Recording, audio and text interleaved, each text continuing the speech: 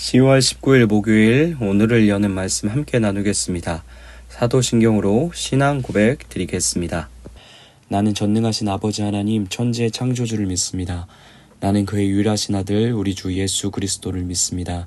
그는 성령으로 잉태되어 동정녀 마리아에게서 나시고 본디오 빌라도에게 고난을 받아 십자가에 못 박혀 죽으시고 장사된 지 사흘 만에 죽은 자 가운데서 다시 살아나셨으며 하늘에 오르시어 전능하신 아버지 하나님 우편에 앉아 계시다가 거기로부터 살아있는 자와 죽은 자를 심판하러 오십니다. 나는 성령을 믿으며 거룩한 공교회와 성도의 교제와 죄를 용서받는 것과 몸의 부활과 영생을 믿습니다. 아멘. 오늘 하나님께서 우리 가운데 주신 말씀은 사도행전 18장 1절부터 11절까지의 말씀입니다. 사도행전 18장 1절부터 11절까지의 말씀입니다. 우리 다 찾으셨으면 우리 한 목소리로 함께 읽도록 하겠습니다. 그 후에 바울이 아덴을 떠나 고린도에 이르러 아굴라라 하는 본도에서 난 유대인 한 사람을 만나니 글라우디오가 모든 유대인을 명하여 로마에서 떠나라 한 고로 그가 그 아내 브리스길라와 함께 이달리아로부터 새로 온지라. 바울이 그들에게 가매 생업이 같음으로 함께 살며 일을 하니 그 생업은 천막을 만드는 것이더라. 안식일마다 바울이 회당에서 강론하고 유대인과 헬라인을 권면하니라. 실라와 디모데가 마게도냐로부터 내려오매 바울이 하나님의 말씀에 붙잡혀 유대인들에게 예수는 그리스도라 밝히 증언하니 그들이 대적하여 비방하거늘 바울이 옷을 털면서 이르되 너희 피가 너희 머리로 돌아갈 것이요 나는 깨끗하리라. 이후에는 이방인에게로 가리라 하고 거기서 옮겨 하나님을 경외하는 디도 유스도라 하는 사람의 집에 들어가니 그 집은 회당 옆이라. 또 회당장 그리스보가 온 집안과 더불어 주를 믿으며 수많은 고린도 사람도 듣고 믿어 세례를 받더라. 밤에 주께서 환상 가운데 바울에게 말씀하시되 두려워하지 말며 침묵하지 말고 말하라. 내가 너와 함께 있음에 어떤 사람도 너를 대적하여 해롭게 할 자가 없을 것이니 이는 이 성 중에 내 백성이 많음이라 하시더라. 1년 6개월을 머물며 그들 가운데서 하나님의 말씀을 가르치니라. 아멘. 복음은 바울을 통해서 계속해서 뻗어나가게 되는데요. 빌립보를 지나 어제 우리가 함께 살펴봤듯이 데살로니가에 이르게 되죠. 거기서도 여느 때처럼 바울은 예수 그리스도를 전하는데 이 일로 경건한 헬라인 중 큰 무리들과 귀부인과 같은 그래도 사회에서 어느 정도 위치가 있는 사람들까지도 예수님을 믿겠다 하면서 나오게 되죠. 그러나 여전히 유대인들의 마음은 강박합니다. 여러 가지 이유로 바울의 가르침에 시기를 느낀 유대인들은 그를 잡아서 죽이기 위해 불량배들을 사서 소란을 피워 그를 잡아가려고 합니다. 그러함에도 가까스로 바울은 몸을 피하게 되고 그렇게 바울을 잡지 못하게 되자 바울과 같이 지내던 가깝게 지내던 야손과 몇몇 형제들을 붙잡아서 읍장들에게 데려가게 되죠. 그리고 거기서 억지 죄명을 뒤집어 씌워 야손과 형제들로 하여금 그들에게 억지로 보증금과 약속을 받아냅니다. 그것은 다름 아니라 바울을 데살로니가 지역으로 다시는 들어오지 못하게 하라는 것이었죠. 그렇게 가까스로 몸을 숨기고 있던 바울과 실라는 어쩔 수 없이 형제들을 지키기 위해 데살로니가를 떠나 인근 지역인 베레아로 오게 됩니다. 그런데 거기서 바울과 실라는 지금까지 고단했던 선교 사역의 위로가 될 만한 큰 열매를 경험하게 되는데요. 베레아 사람들은 좋은 성품을 가지고 있는 사람들이었습니다. 또한 바울이 전해준 복음을 가지고 그들은 날마다 성경을 열심히 연구했습니다. 그로 인해 베레아의 많은 사람들이 복음의 열매를 경험하게 되는 일이 일어납니다. 그런데 그것도 잠시 다시 유대인들이 베레아까지 몰려 들어와서 소동을 피우게 되죠. 너무나 갑작스러운 상황 속에서 바울은 형제들의 안내에 따라 홀로 아덴으로 피신하게 되고 실라와 디모데는 베레아에 남아있게 됩니다. 그런데 아덴이라는 곳은 바울이 도착하자마자 분노로 가득 찰 만큼 우상이 넘쳐나는 도시였습니다. 아덴은 오늘날로 말하면 아테네인데요.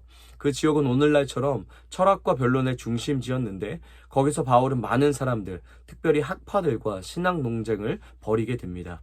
어쩌면 당대 최고의 학파 출신이었던 바울은 아덴이라는 곳이 이런 철학적이고 변론을 좋아하는 아덴의 배경이 자기와 결이 맞는 곳이라고 생각했을지도 모르겠습니다. 그렇기에 아덴에서의 사역에 어느 정도 자신감이 붙었겠죠. 그러나 그 기대와 달리 그곳에서 철저하게 바울은 실패를 맛보게 됩니다. 그들은 바울의 절절한 복음에 대해서 바울의 복음의 강론에 대해서 호기심을 갖는 듯 보였지만 그것은 단지 하나의 궤변이나 색다른 이야기 정도로 듣고 간주하게 되죠.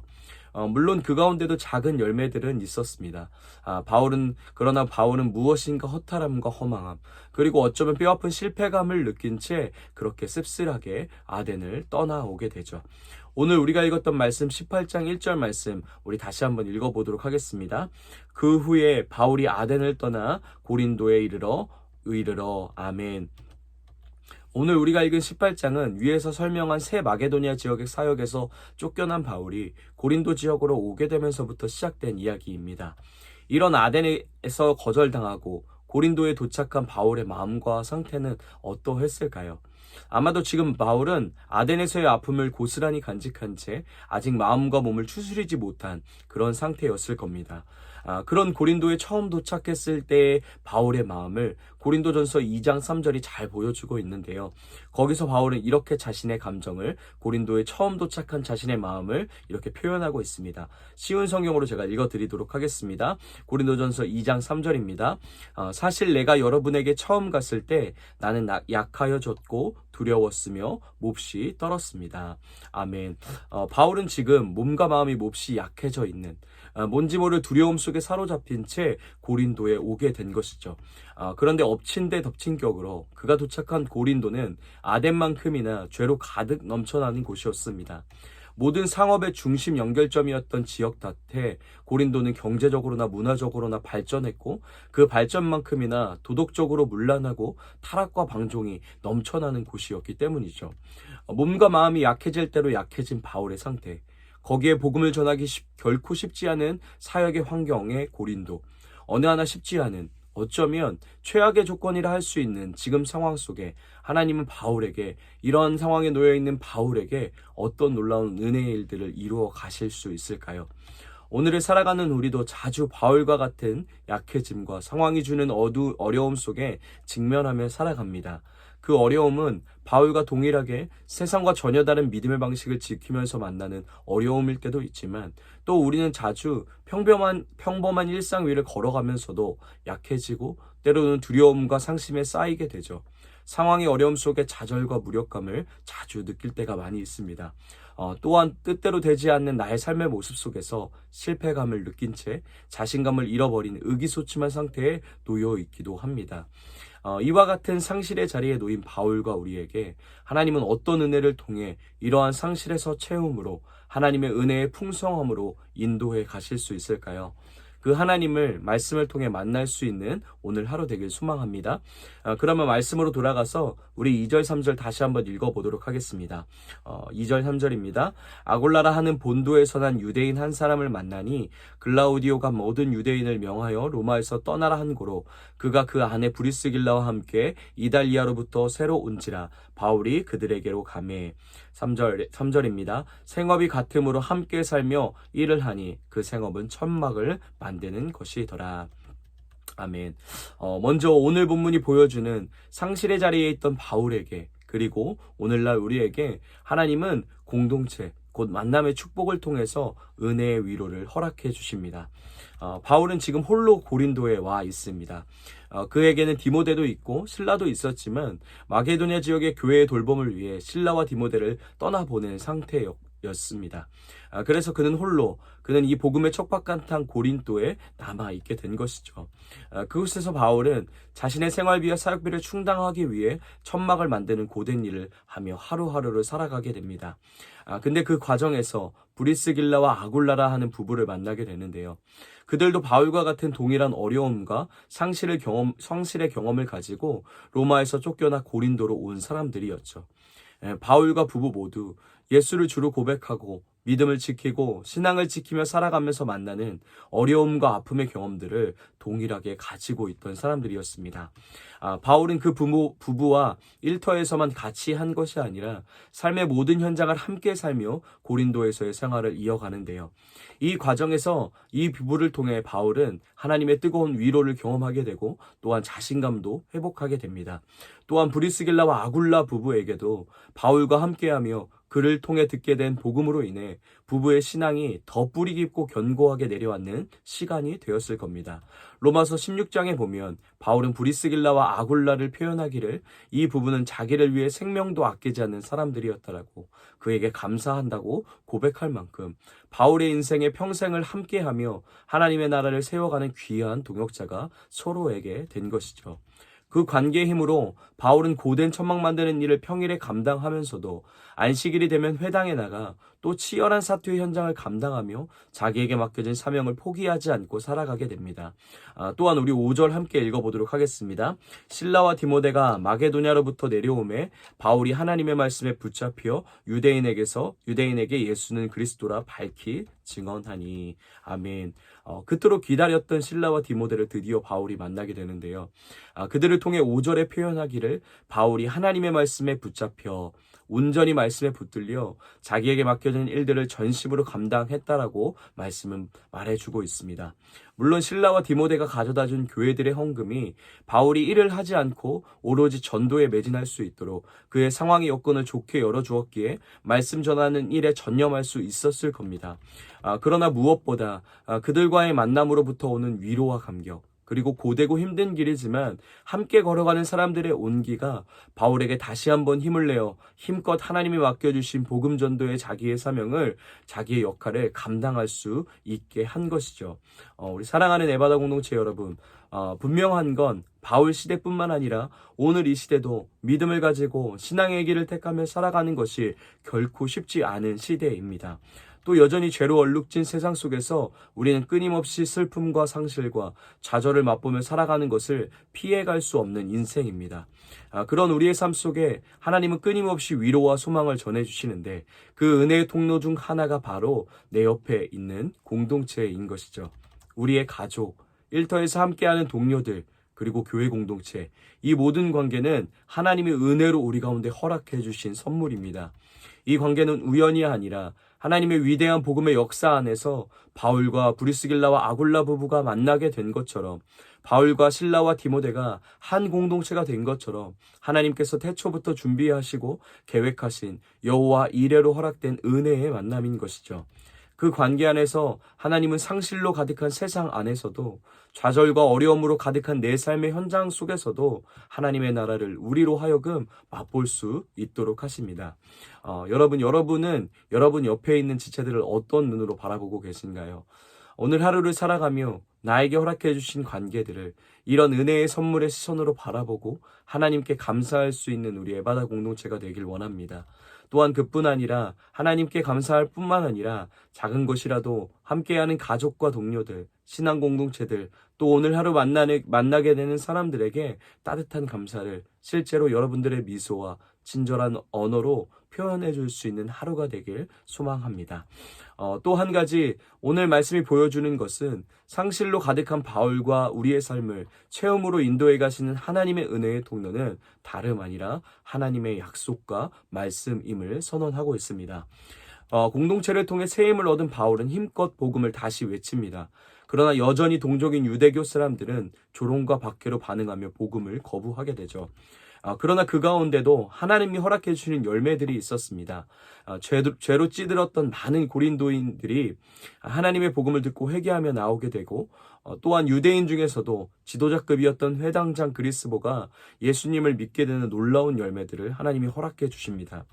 그러나 아마 바울과 공동체는 이 사실이 기쁘긴 하지만 다른 한편으로는 이 소식을 들은 유대 사람들이 지금도 시기와 분노로 어떻게 하면 자기를 죽일까 혈안이 되어 있는데 그들이 가만히 있지 않을 것을 너무나도 잘 인지하고 알고 있었을 것입니다. 그렇게 또다시 내 삶 속에 반복되어 찾아오는 두려움 속에 바울은 놓이게 되죠. 그때 하나님이 바울에게 찾아오십니다. 찾아오신 하나님이 바울에게 이렇게 말씀하시죠. 우리 9절, 10절 함께 읽도록 하겠습니다. 밤에 주께서 환상 가운데 바울에게 말씀하시되 두려워하지 말며 침묵하지 말고 말하라. 내가 너와 함께 있음에 어떤 사람도 너를 대적하여 해롭게 할 자가 없을 것이니 이는 이 성중에 내 백성이 많음이라 하시더라. 아멘. 두려워하지 말라고. 내가 너와 함께 있으니까 어떤 것도 너를 해칠 수 없고 반드시 내가 너를 보호하고 책임지고 지키신다라는 하나님의 말씀이 바울에게 임합니다. 이건 앞으로 전혀 박해와 방해가 없을 것이라는 약속이 아니었습니다. 이 말씀은 예수님이 하셨던 그 약속, 예수님이 십자가에 달리시고 부활하시며 또 제자들에게 하셨던 그 약속, 내가 세상 끝날까지 너희와 항상 함께 있으리라 하신 그 약속이 여전히 그리고 영원히 신실함으로 변함없음으로 우리 가운데 함께하고 있음을 다시 한번 확신시켜 주시는 것이었죠. 그 약속의 말씀이, 신실한 하나님의 약속의 말씀이 내 삶과 함께하며 여전히 정리되지 않은 문제와 어려움 속에 놓여있는 내 환경 속에서도 신실히 그 약속을 이루어 가시는 하나님이 우리와 함께하고 계심을 말씀을 통해 바울은 깨닫게 된 것입니다. 그런 바울은, 그러한 깨달음, 그러한 하나님 신실한 약속을 발견한 바울은 어떻게 반응하며 나아갔을까요? 우리 11절 마지막으로 읽겠습니다. 1년 6개월을 머무며 그들 가운데에서 하나님의 말씀을 가르치니라. 아멘. 고린도 전후서에서 보면 바울의 고린도에서 생활은 결코 쉽지 않았음을 발견할 수 있습니다. 약하고 두려움을 가득 전해줬던 고린도. 너무나도 어려운 환경 속에 포기해버리고 싶었던 믿음의 길. 그러나 그 어떤 것도 변하지 않는 환경과 상황 속이었습니다. 그러나 유일하게 변했던 것이 있었죠. 그것은 하나님의 말씀을 통한 바울의 마음이었고 하나님을 향한 믿음이었습니다. 그리고 그렇게 도망쳐버리고 싶었던 고린도라는 상황 속에 그는 1년 6개월이라는 긴 시간을 보내며 하나님께서 맡겨주신 부름의 자리를 넉넉하게 감당하며 살아가게 되죠. 사랑하는 에바다 공동체 여러분, 지금 이 시간도 오늘 이 자리에도 우리를 다시 새롭게 하고 다시 세우고 다시 회복시키시는 하나님의 약속의 말씀이 우리를 향해 힘차게 울려 퍼지고 선언되어지고 있는 줄 믿습니다. 그 하나님의 약속의 말씀을 향해 우리의 모든 영적인 육적인 길을 쫑긋 세우고 그 힘으로 우리에게 있는 고린도라는 영역, 도망쳐버리고 싶은 문제와 삶의 자리를 하나님과 함께 넉넉히 승리하며 기쁨으로 걸어갈 수 있게 되길 소망합니다. 오늘도 하나님은 우리가 걸어가야 하는 그 험난한 세상의 길 위에서도 약속의 말씀으로 여전히 함께하고 계시고 또한 함께 걸어갈 수 있는 가족을, 동료를, 교회를 우리를 위해 은혜의 선물로 허락해 주셨다는 사실을 다시 한번 감사로 바라보며 하나님을 찬미하며 살아나는 오늘 하루를 살아내는 모든 에바다 공동체 되길 예수님의 이름으로 축복합니다. 우리 말씀을 기억하며 이렇게 함께 같이 기도하겠습니다. 영원한 약속의 말씀과 은혜의 선물인 공동체를 허락해 주신 하나님으로 인해 상실로 가득한 세상 속에서도 채움과 부요함을 경험하는 오늘 하루 되게 하여 주시옵소서라고 우리 말씀을 기억하며 우리 함께 같이 기도하겠습니다. 우리 가정을 위해서는 우리 가정은 하나님의 은혜의 선물임을 기억하며 서로를 감사로 바라보는 가정 되게 하여 주시옵소서라고 우리 가정을 축복하며 기도하겠습니다. 교회를 위해서는 약속의 말씀과 공동체의 하나됨을 통해 하나님께서 교회에게 맡겨주신 사명을 주님 오실 때까지 끝까지 포기하지 않고 감당하는 교회 되게 하여 주시옵소서라고 교회를 위해 축복하며 기도하겠습니다. 우리 세상을 위해서는 여전히 무고한 생명들이 죽어가는 하마스와 이스라엘 전쟁이 속히 중단되고 하나님의 구원의 손길이 열방 가운데 임하게 하여 주시옵소서라고 우리 세상과 나라와 열방을 위해서 우리 함께 같이 기도하도록 하겠습니다. 오늘 공동체 기도는 우리 천민성 청소년을 위해서 우리 함께 같이 기도하겠습니다. 개인을 위한 기도 제목입니다. 건강하게 해주세요. 가정을 위한 기도 제목입니다. 가정이 건강하게 해주세요. 삶의 현장을 위한 기도 제목입니다. 잘하게 해주세요. 교회를 위한 기도 제목입니다. 교회가 잘되게 해주세요. 사회와 나라와 온 세계를 위한 기도 제목입니다. 사회와 나라와 온 세계가 잘 되게 해주세요.